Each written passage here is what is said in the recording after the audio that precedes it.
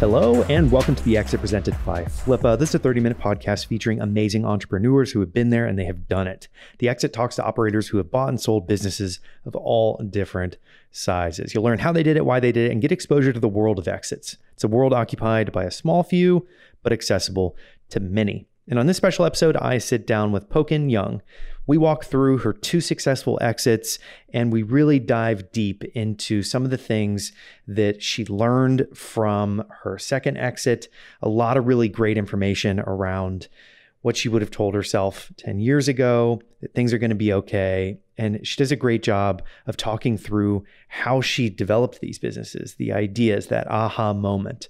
I really enjoyed how these different stories come together to create a business. And I think that Pokin does a great job of articulating how those aha moments came about given her life at the time, and just how, kind of crazy the exit world is when you're working on a business for a few years and you have co-founders and you raise money and all of these things. So definitely a great conversation. Stick around to the end. And without further ado, let's jump right into my interview here with Pokin Yeung. All right, guys, I am joined today by Pokin Yeung. How are you doing today, Pokin? Doing great. Thank you. Yeah, good to have you. So Pokin is currently the co-founder of Big Box Labs, and I'm really excited to get into your background and what led you into business starting and just entrepreneurship in general. So let's kick things off with your story. What got you into building business? Sure, definitely. Let's say I was one of those kids who was always really interested in businesses. So I kind of always knew at some point I'd want to start a business. Like I started out selling candy to my classmates in school and like buying batteries and reselling it to teachers. So I figured at some point I was going to do a business. But I know like coming out of school, I didn't have the confidence and I didn't feel ready to start a business right off the bat. So after school, I went and joined a consumer packaged goods company and worked there for a few years. And that was really good learning. And I'd say the turning point for me really happened in a pretty nondescript way. Like I was there a few years. I was happy there, figuring I was growing. And then I went in for what was supposed to be a routine performance review. And I was talking to my manager at the time, and we were discussing, okay, what's your career progression? Where do you want to go? And she asked me, and I was like, I'd love to see myself grow as a manager and continue to develop there. And she kind of looked at me and she's like, okay, you're a really great product manager. We just don't see you as a leader. Mm. And when you get feedback like that, I think there's a couple different ways you can take it. You can accept that that's true. You can try to prove someone wrong. Or in my case, I took that as a sign, okay, you know what? I'm going to create my own rules. I'll show that I'm a leader. And the best way to do that is to go ahead and start my own business. Mm-hmm. So that was kind of a big turning point for me. At that same time, I was planning one of my bucket list dream items. I'd seen the IMAX movie to climb Mount Kilimanjaro over in Africa, and I'd been planning my dream trip to go summit the mountain. And that experience was, planning that trip was the most frustrating thing I had ever experienced. Even today, I feel like, unfortunately, like when you search for ideas of where to go and what to do, what dominates a lot of the search results is what makes the most money for companies. And so instead of getting good ideas of what it's really like there, especially at the time there, like I just mostly saw ads for hotels and different tours. And I had a hard time finding something authentic. So when I came back from it, like having thought through like the conversation that happened, I convinced a coworker to quit his job, and the both of us kind of packed up, moved from Montreal where we were, and decided to try our chances over in the Bay Area and start a travel company. Nice. Yeah, I like that you brought up the kind of review, because I found that that's consistent in a lot of entrepreneurs, where they kind of follow the path of going and working in a large company, and the review section of their career path is often a fork that I've heard, and for myself even, I've heard that it's a very common trajectory change, because people they can take it in multiple ways. Just like you said, they can take it as, okay, well, this is not for me. I can't see myself, not not staying here for any longer than I need to. And it's such an interesting thing for managers to say, like, I don't see you as being a leader, because that should just not the right way to approach people that you're trying to have on your team. So I'm glad that you took the bull by the horns and went and started your own thing. I have to ask, did you climb the mountain that you were I planning? did. It Really? was really awesome to be on the top there. And I think that was one of those, okay, like questioning on the top of what felt like the world, like what's next, what I really want to do. And I do want to say, I actually really appreciate her for being transparent. Like she didn't say in those words, but that's what she meant. And we're actually still on good terms today. But I appreciated that because I felt like I could have wasted more time. And that was just a good, okay, you know what? I see where they see me and let's look at what's out there instead. Yeah. So the travel company, your friend quits with you. You guys move to the Bay Area, and what's next? Do you guys start the website? Do you hire people? And how did it kick off? Sure. So like I think we did the typical Bay Area thing. Like we just got our house with a bunch of roommates. We were both product managers as a background, so we didn't know tech. And because this was a travel website, and the idea of the travel website was sort of a Lonely Planet meets Yelp, it was a site that was supposed to learn your travel personality. Are you more adventurous? Are you more cultural? And give you recommendations of what to see and do based on those interests, and have travel community members share their advice. I knew because this was going to be a website that we needed a technical co-founder. I'd heard a lot of horror stories about people hiring and outsourcing and then eventually having to rewrite. So we thought that was critical. So my first priority when I got there was just trying to find a co-founder. And I tried every venue. Like I went to all the events. I posted on Craigslist. Like I looked up people and messaged them and had tons of coffee meetings. And we were just really fortunate to find someone who believed in the vision, and he joined on as a co-founder. And the three of us went down the fundraising route and built this website. Nice, nice. And so there were, trials and tribulations throughout that. And what led you to the exit? And how did that start? How did those conversations begin? And how did that process take off?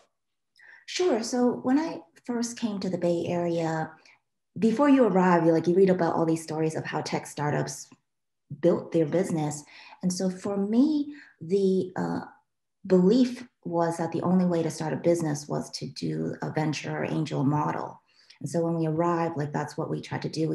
Once we found the co-founder, we built our proof of concept, and we went about trying to raise money.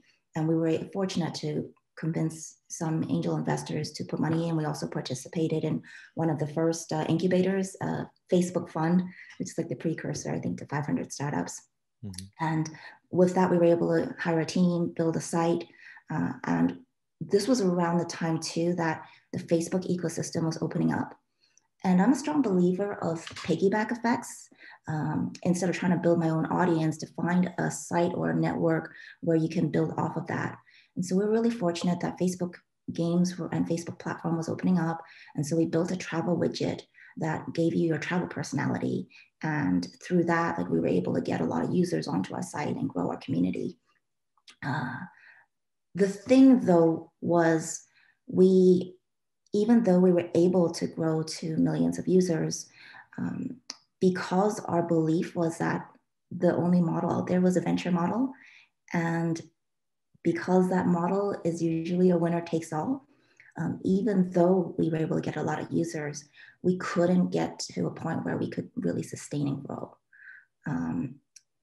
It was always like, one like funding round away from like whether we were able to continue or not. And it got to the point where we just realized like, we weren't the ones who were going to win. And so at that point, like one of our investors said, hey, have you thought about like by this time, some of our co-founders had started to transition off. So one of our investors was just like, hey, have you thought about what's the long-term plan for it? Are you going to keep it? Do you have any clear ideas? Or if you're not, like, do you want to look and see how you can transition? Mm-hmm. So that's what led us to looking for good homes for it. Hmm. And it led us to actually in posting our site on Flippa. Yeah, that's wild that you guys posted on Flippa. So you go through the process and you get the valuation, right? And then um, did you go through all your documents on your own? Did you hire someone to help you go through, the financials, making the P&L really tight to put on there? What did you do in terms of getting ready and preparing for the sale? Sure, there wasn't too much there we had to do. I mean, I think one fortunate thing of coming from like a product business background was like we everything was actually in pretty good shape. There wasn't too much complicated with it. Um, we just listed everything. And what's really interesting, I think that's where throughout like my career, I've really appreciated relationships because there was the normal bid, a number of people came on, but ultimately like the final buyers were people we just established long-term relationships with in the travel space from just knowing each other. Hmm. Nice. Nice. So it sells on Flippa. What Mhm. was the deal structure like? Was there a earnout model? Was the site generating revenue?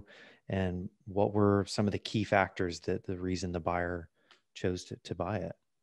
Sure. I think it was mostly the community. We had developed a pretty robust group of users who were really passionate about travel, and so Mhm. they were buying it mostly for the mailing list and the users. By that point, because some of the founders had transitioned off, it was more of an asset sale. We did a handoff, like we passed off all of the source code, the resources, like had a couple like calls to sync about it, and then that was it. Mhm. Nice. So in terms of timing, obviously timing lined up for you just because, co-founders were kind of going on to their next thing.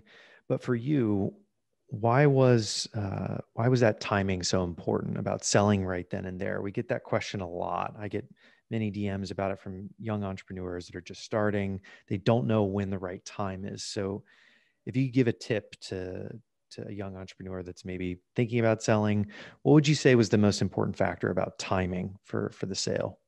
I think that question is maybe a bit more relevant for the second business that I sold. For this one, it was more just we tried our hardest, like we put our heart and soul into it, and 4 years later, like we got users, but we couldn't see a path to monetization. Mhm. And so at that point, it was best to move on. It was a pretty dark time in my life. I had a number of other things happen at the same time. Like my relationship was breaking down. I was estranged from my family just because of this business. So I think it was just I didn't have anything else to give, and it was just time to let go. Mhm. Got it. So the next business, moving on to the second exit, let's talk a little bit about that. How did that process begin, and what was that business?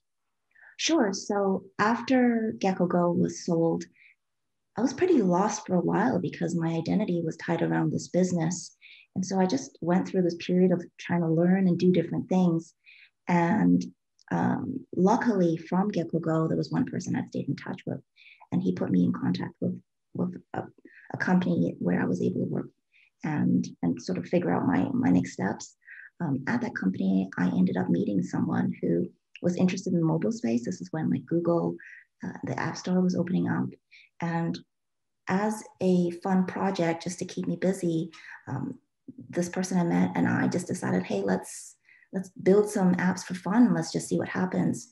And we built a music learning app because I'm embarrassed to be Asian and not great at music, and he just wanted to learn piano better. So we created this note trainer app that helped you sight read music, put it in the app store just for fun, and it ended up being selected as Amazon's music education app of the year.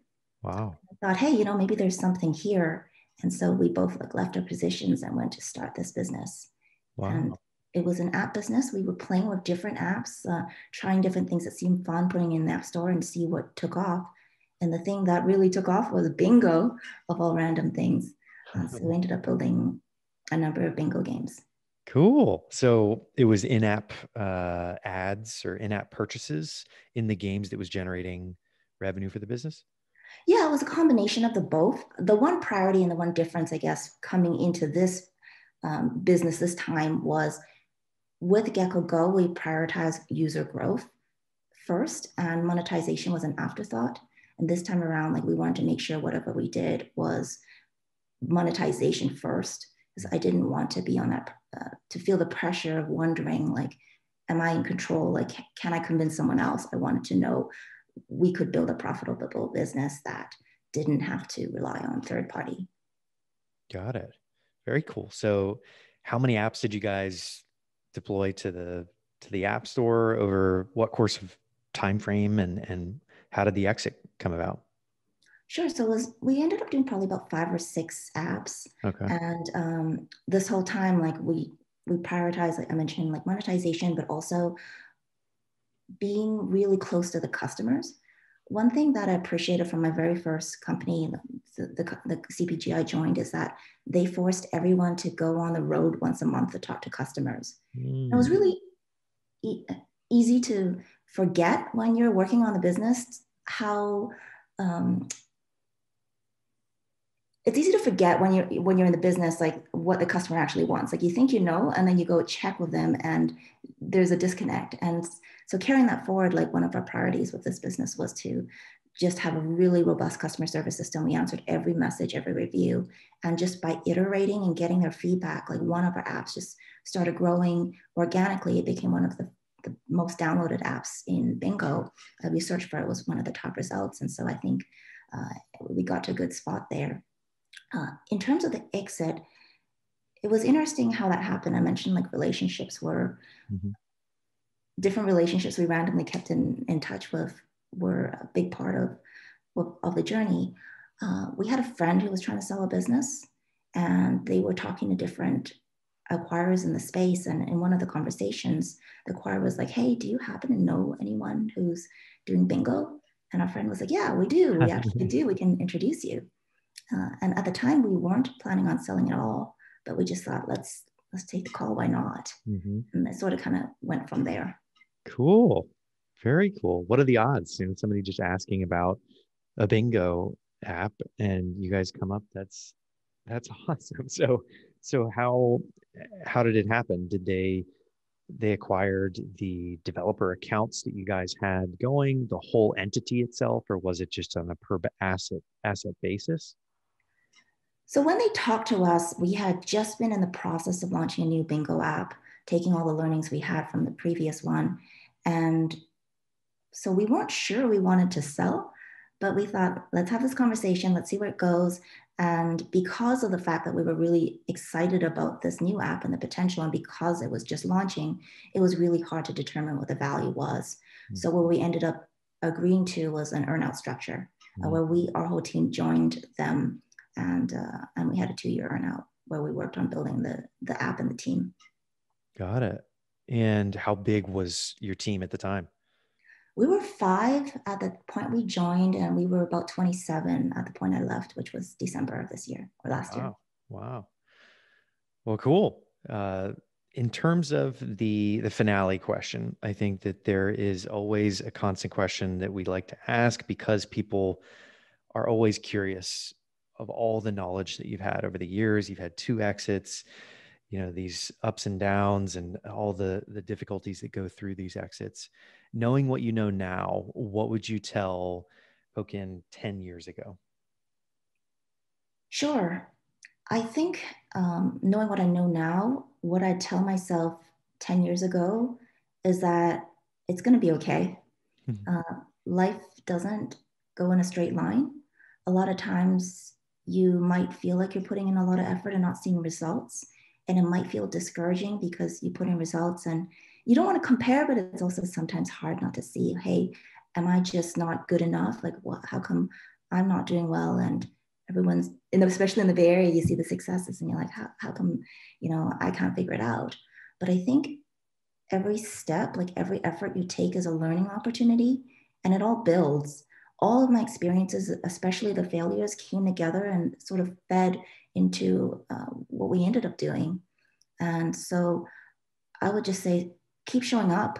Like all it takes is for one small thing to go your way for material things to happen. Mhm. Well said. Well said. Well, those are all the questions I have for you. What are you working on now, and where can people go and learn more? Sure. So Bingo kind of happened to be what we took, what became successful.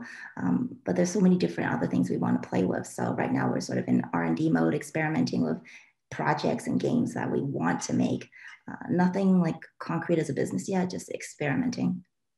Very cool.